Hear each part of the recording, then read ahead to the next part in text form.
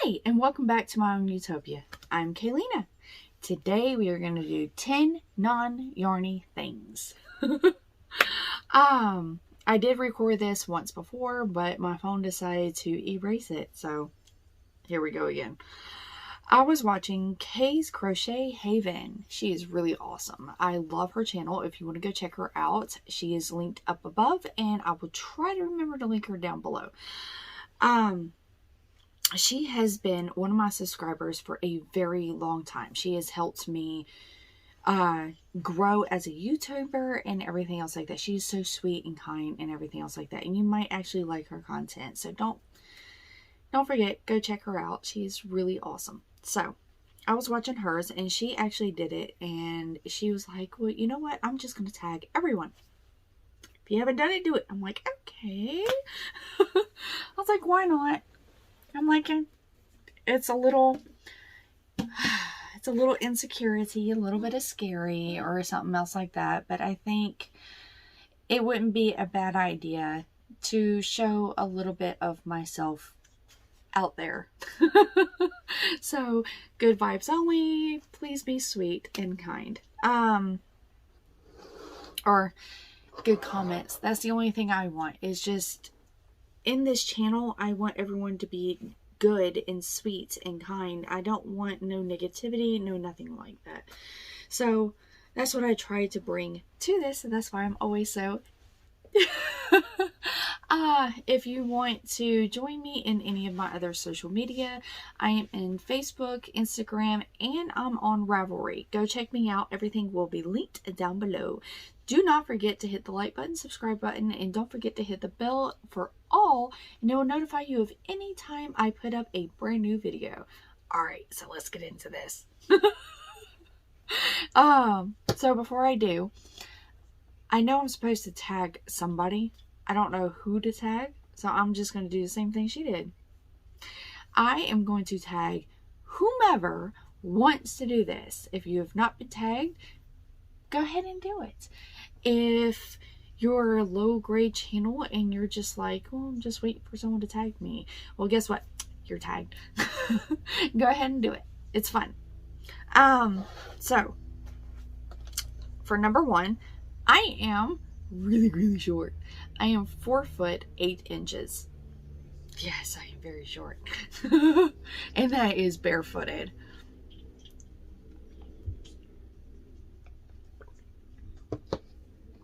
2, I have curly hair. I was born with straight hair. My oldest was born, and he actually, the hormones in my body changed my chemical makeup of my hair, and it turned out to be curly. If I can locate it on Facebook, I will pop it up here. After my second one was born, my hair went to bone straight. I mean, just like, it would not hold a curl. It wouldn't do nothing. It was just like, and I am not joking by how straight it was. And like I said, if I can find that one, I will pop that one up there as well. After my third one, and here, my oldest has wavy hair when it gets long, and it gets a little bit of a curl, but that's it. My middle has very straight hair, so it's like I almost copied them. And then here, my third has very curly hair. I mean, he's got curly hair. And then my hair ended up being extremely curly as well. I will pop up a photo of myself whenever I actually do it. So that's a little tidbit. Not that many people know that that could happen during pregnancy or after each and every single one. But yeah, I'm one of those. I'm a very weird and strange and unique creature. I follow the curly girl method. I almost follow it. I do the no silicones, methones, and everything else like that. But I brush through my hair. I lay down on my hair. So by the next morning, you can my hair is like somewhat flattened. It still has waves. If it rains and I go out and I'm like, oh God, I gotta take my brush or throw my hair up in a hair bow because it curls right back up. If my video would have survived my phone yesterday, you would have seen my hair without me even curling or putting anything in it. It was curled up. I collect houseplants. Before I went down this awesome journey through the Yarny community and everything else like that, and starting to teach myself how to crochet and learn more how to knit, I was really obsessed with plants, and I started collecting them through family, species, and everything else. Like, I literally was like, okay, here's the family I want for each one. And I was going out and I was actually finding them and locating and actually purchasing them. Go ahead. Just be quiet. Floor. Sorry, my oldest one is in here. I did not start driving until I was about 29, 30 years old. And I am 35. So, I've always had a fear. Like, it's always been extremely difficult for me to be able to, how do I explain this? Whenever I'm driving, it's like there's a lot you have to pay attention to. You have to pay attention to what your feet is doing, what your hands are doing, what the vehicle is doing, if it's overheating. It's a whole lot. That is not including what is happening on the outside and navigating to wherever you're going. It's a lot. And a lot of individuals don't realize how much of an anxiety problem it can actually physically cause an individual, even a 16-year-old that is just freshly going through that and dealing with the hormones and everything else like that. Ugh. That's why I don't agree with it, but whatever. I was originally born in Georgia, but I consider North Carolina, the mountains, my home. I was born in Georgia, but I was raised in North Carolina. I still consider it my home. I miss it greatly, and I wish I could move back, but all my family is here, and with our wee ones, we want them to be raised around family. We want them to understand what it's like to have cousins, aunts, uncles, all of that, and we want them to understand what it's like to actually have a family, grandmas, all of that. So that's why we are reluctantly staying here.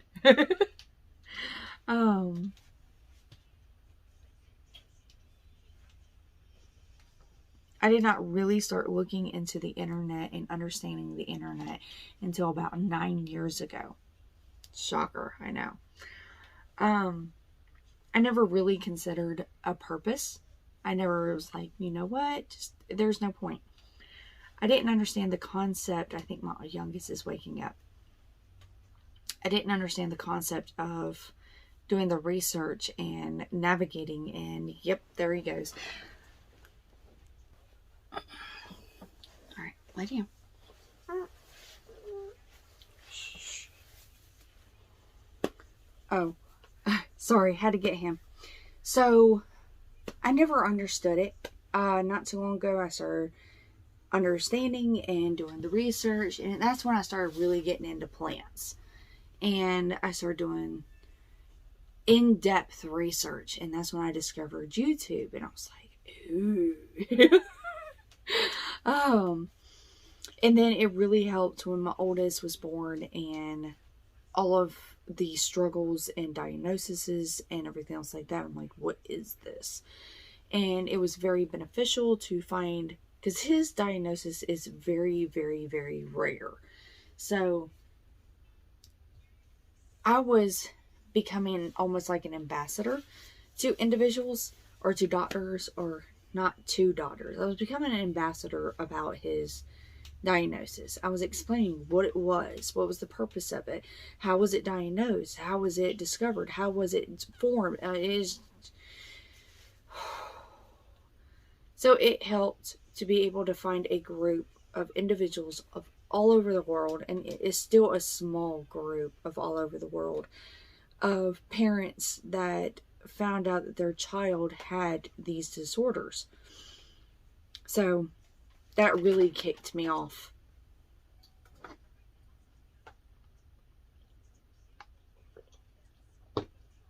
All right. Number 8. I have been married to only one person. Never been diagnosed. You want juice? You want to go ahead and sit down? Okay, hold on. You're about to knock my drink.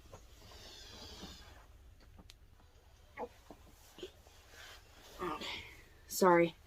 I had to get him something to drink. So, I have only been married to one person in only one time, and we've been married for 14 years.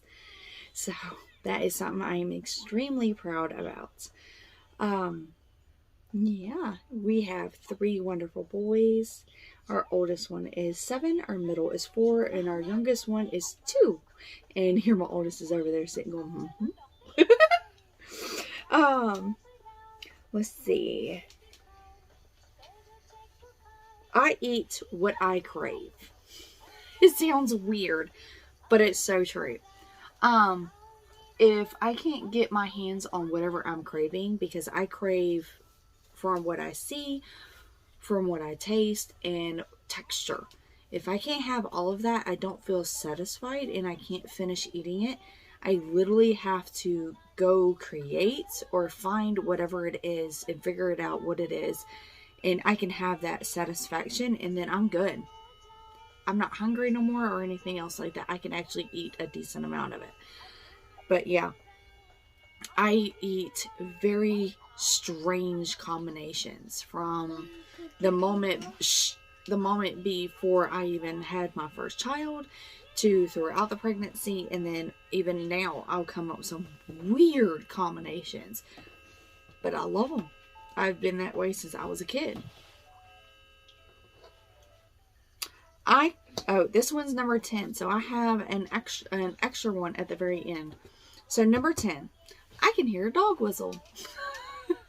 I can hear that high of a frequency. So a little bit of a story. Way back, probably about 13, 12 years ago. Yeah, it's been that long. My husband, we're over at his mom's house, and he's sitting there playing with his phone, and he turned on a dog whistle app. And both me and the cat jumped off the couch, and we're just like, what in the world?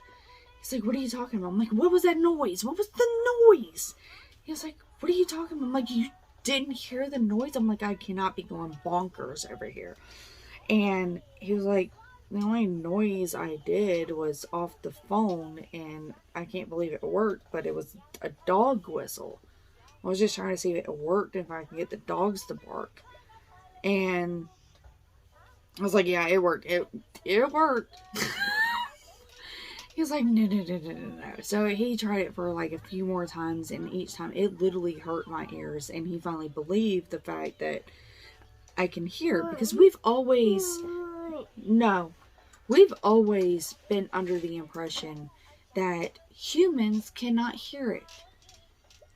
No ifs, ands, or buts about the situation. Come to find out, there are an elect few that can hear it. My oldest, or my middle, he can hear it as well. My youngest says he can, but he doesn't get fazed by it, so it's not like you're quite sure if he is actually truly hearing it or if he's not having a reaction to it. So we haven't tested my younger one yet just to see if he can or if he can't. But yeah, I can hear that high frequency. And even at this age, I've retested myself to even see if I can still hear it. And I can.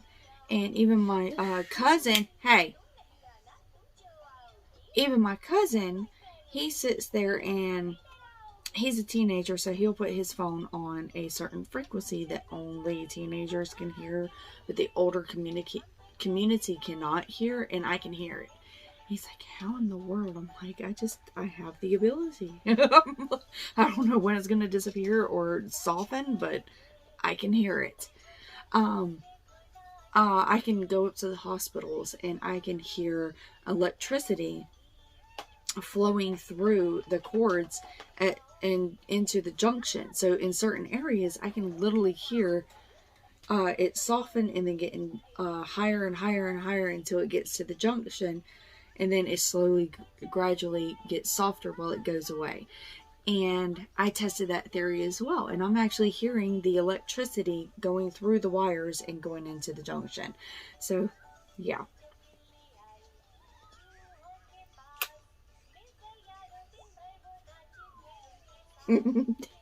Giving me a thumbs up. So the very last one, if you have been following me for a while, you already know this, because I've let this loose. And if you are new and you've not been following me for long or anything else like that, then you probably have no knowledge. But I am autistic. I am autistic, and my genes has been passed along. So let's just say that. That's one of the medical issues. I also have a severe form of dyslexia. I have OCD. I have a form of depression as well. So I have a couple of other issues I can't remember, because I remember remembering some of them yesterday, but I never was able to actually write it down. But yeah, I am actually very proud of who I am, what I am, and all of my diagnoses, because it helps me comprehend who I am and what I am and all my struggles, instead of sitting there and saying, oh, I'm stupid, or I have trouble, or if I can just try harder, I can do it. No, there's reasonings behind it, and it helps me understand what I can do to make my life a lot easier, not only for myself, but it helps me understand my children and the individuals around me that are diagnosed with it as well, to understand them a lot better as well. So to me, I don't see it as a negative, I see it as a positive, and I prefer to look at life in a positive direction instead of such a negative. So that is the end of my you're so cute. You that is the end of my 10 non-yarny things. So I hope y'all have a wonderful time, but I have to go ahead and deal with this, and I'll talk to you guys later. Bye, you guys.